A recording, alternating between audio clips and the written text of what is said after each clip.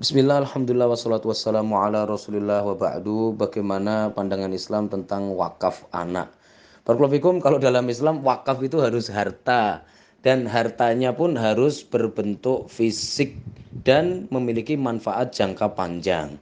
Anak itu bukan harta, jadi secara istilah tidak tepat kalau anak itu diwakafkan. Termasuk saya dulu ketika di Gontor juga sama, ada istilah orang yang diplotkan di Gontor terus nggak boleh keluar, itu juga namanya juga diwakafkan ke Gontor begitu ya. Itu juga tidak pas dan tidak syar'i karena sekali lagi manusia itu bukan harta sehingga tidak bisa diwakafkan. Itu yang pertama. Kalau budak bisa apa tidak gitu. Para ulama melihat ada dua sisi.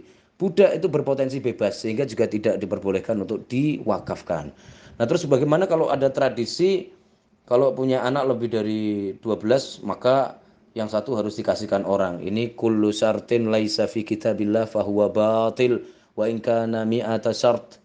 Ya, Nabi Muhammad SAW berpesan segala macam keharusan yang tidak diharuskan syariat maka itu batal walaupun ada 100 keharusan.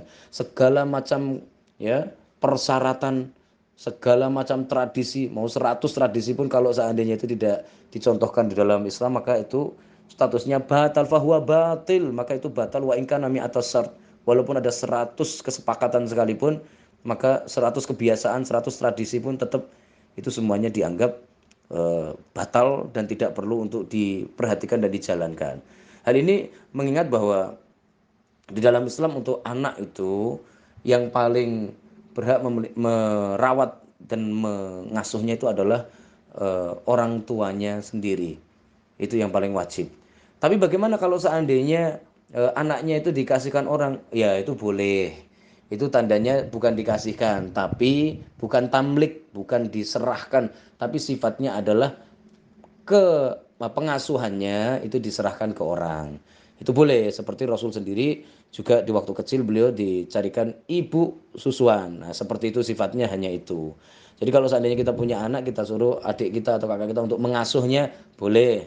Secara syar'i boleh, tapi yang jelas yang paling wajib mengasuh itu adalah orang tua dulu. Kalau orang tua itu memang pengen menyerahkan ke orang lain dan orang lain ridho, maka hukumnya boleh seperti itu.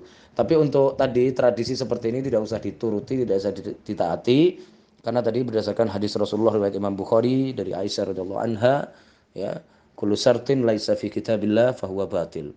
Segala macam kesepakatan, ketentuan, tradisi kalau tidak sesuai dengan Al-Qur'an dan Sunnah maka itu adalah batil. Maka tidak perlu dijalankan dan tidak perlu dianggap. Barakallahu fikum. تنكأ جرحها فينا وذكراه تناغينا ألا أين الميامين